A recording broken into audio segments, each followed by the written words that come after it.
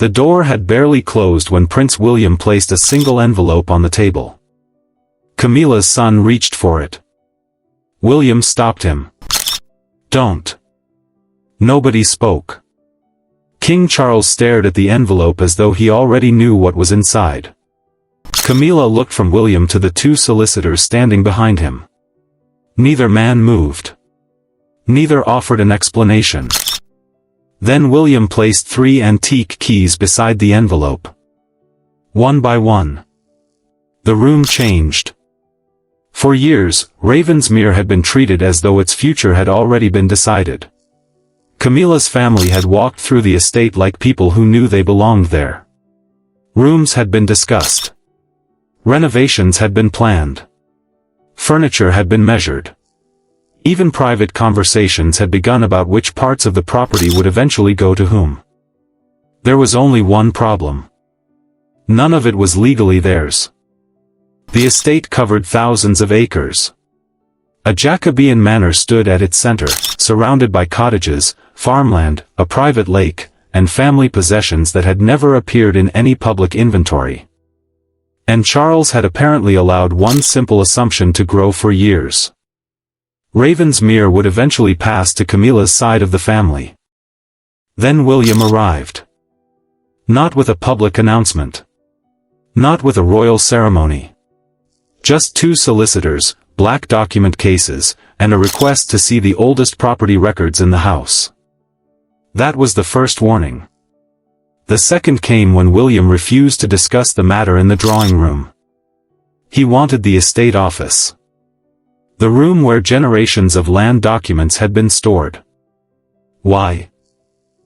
Because William wasn't there to discuss renovations. He wasn't there to negotiate. He was there because someone had discovered a clause that changed everything. A clause written a decade earlier. A clause Charles had apparently acknowledged. And a clause that could prevent Camilla's children from ever becoming beneficiaries of Ravensmere. At first, Charles seemed certain the matter could be resolved privately. Then William opened the folder. 6 pages. 1 signature. 1 date. Charles looked at the page for several seconds. Then he looked at William. "You knew about this?" William didn't answer immediately. Instead, he turned the page. The next name was not Charles. It wasn't Camilla. And it wasn't William. That was when the king finally understood why the 3 keys had been brought into the room. The estate wasn't simply being taken away from one branch of the family. It was going somewhere else. But the identity of the person waiting at the end of that succession chain was something nobody in Camilla's family had prepared for. Because the man who would eventually receive Ravensmere wasn't the person Charles had feared. And he wasn't even the person William intended to become. So who had the Queen Mother's old paperwork quietly placed above Charles's promises? And why had that decision been waiting for this exact moment?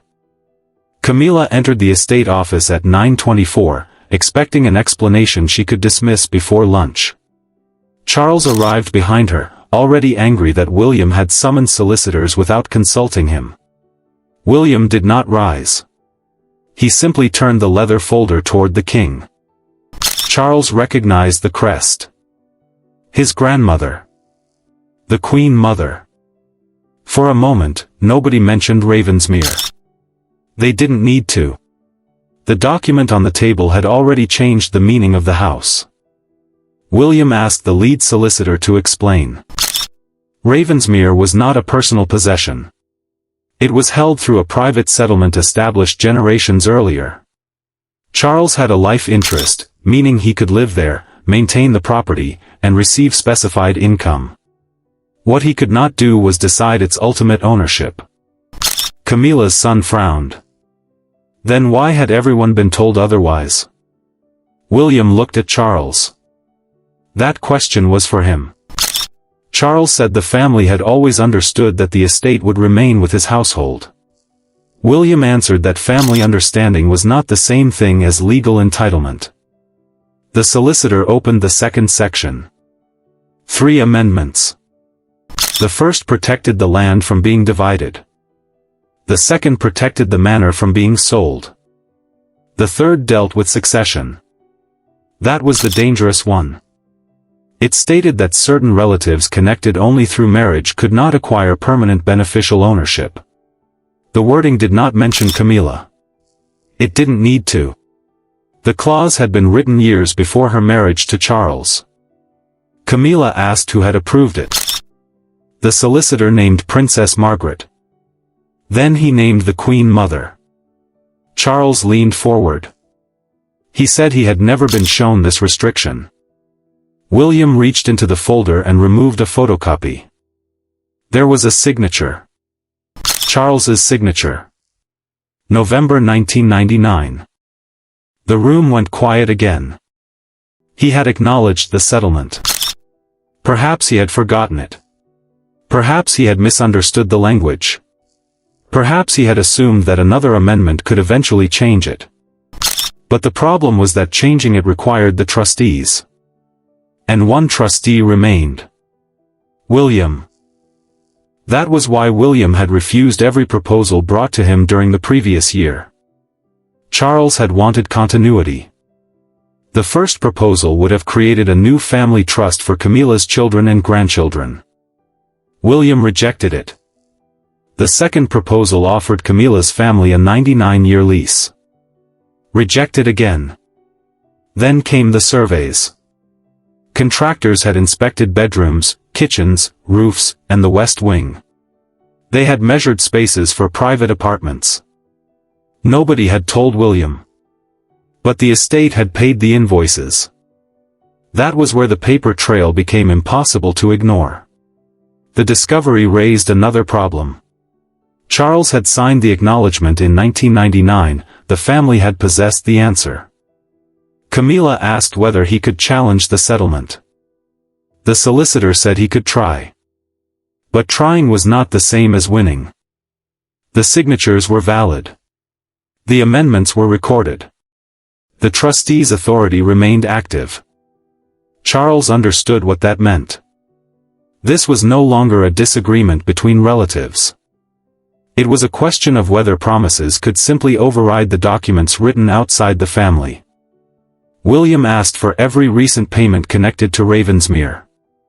The solicitor placed a stack of invoices across the table. Roof repairs. Drainage work. Stone restoration. Then one line appeared beneath them. Future residential adaptation. Camilla's son stared at it. He said the work had never been completed. William agreed. Someone had spent estate money preparing rooms for people who were not beneficiaries. Another invoice showed custom furniture. A temperature-controlled wine room. Private bathrooms. Storage designed for a family collection. The delivery instructions carried a name connected to Camilla's household. Charles said those arrangements had been preliminary. William answered that preliminary spending still required authority. The king told him the matter could have been handled privately. William said it had been private until money belonging to the settlement was used. That ended the argument. The solicitor then explained why William had become involved. As surviving trustee, he had a duty to protect the settlement from arrangements that could undermine the rights of its actual beneficiaries. Camilla stopped defending the renovations. Instead, she asked the question everyone had been avoiding. If Charles could not leave Ravensmere to her children, who would receive it? William did not answer. He asked the solicitor to read the succession clause.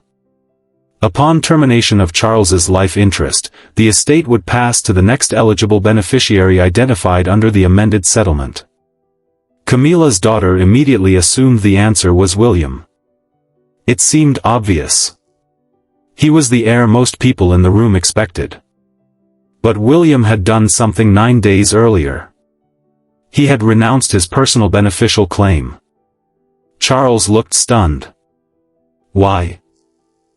William said he did not want Ravensmere for himself. He wanted the settlement followed.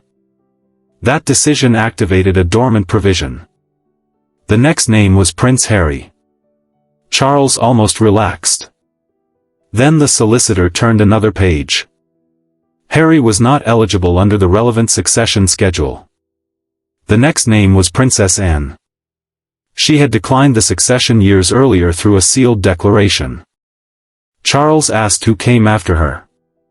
Nobody answered immediately. The solicitor turned one more page. Prince Andrew. The king's expression changed again. For several seconds, it looked as though the entire dispute had produced an outcome even more uncomfortable than the original one. Then came the final qualification. Andrew had been removed from eligibility under a conduct provision contained in the settlement. Camilla's son whispered the question. Who is left? The solicitor looked toward William. Prince Edward. Charles leaned back. Edward had not been part of the family's assumptions. He had not been measuring rooms. He had not discussed moving possessions into the estate. He had not asked for a private lease. Yet the documents made him the next eligible beneficiary. There was still one question. Would Edward actually accept it? William finally opened the last section of the folder. Edward had already signed. Weeks earlier. Quietly. Without announcing anything. And his acceptance contained a condition that changed the meaning of the entire inheritance. Edward would accept Ravensmere only if it ceased to function as a private family asset. The farms would support a charitable foundation. The cottages would be made available through the foundation's programs. The annual income would fund support for veterans, bereaved military families, and young people leaving care. The manor would become a retreat for families dealing with long-term medical treatment. He had spent years allowing Camilla's family to believe they would inherit the estate. Now his brother was accepting the same property while refusing to treat it as a prize. Camilla's son asked whether Edward would keep anything. The solicitor pointed to the final page. One small chapel. Nothing more. It stood near the northern boundary and had personal significance because Edward had visited it as a child with his grandmother. He could reserve it for private remembrance. He could not turn Ravensmere into a personal residence. Charles finally asked why nobody had come to him first. William answered quietly. You had already made your arrangement. The humiliation was no longer about losing control of a country estate. It was about discovering that the promises he had made had never carried the legal weight he believed they did. Camilla asked what would happen to the rooms already prepared. The solicitor said everything would be returned to the estate inventory. The furniture orders would be cancelled or reassigned. The private residential plans would be abandoned.